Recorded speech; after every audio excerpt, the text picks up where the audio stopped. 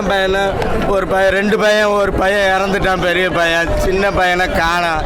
வீட்டுக்காரம்மா வேற ஐசியூவில் வச்சுருக்காங்க, எங்கள் அண்ணியை வேற.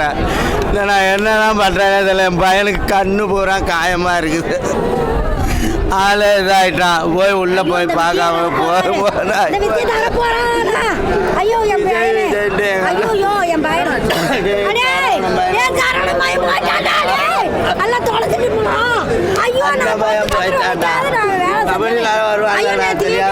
சொன்னானே வீட்டு வேலை செய்யற இடத்துல எங்க அப்பாய்க்கு நான் சோறு போடுறேன்னு சொன்னானே.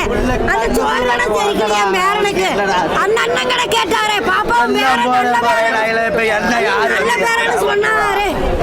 ஐயோ இப்போ யாரா வருவா சொல்றா, இங்க வந்து யாரா என்னடா பண்ணுவோம் கேட்குறேன். ஐயோ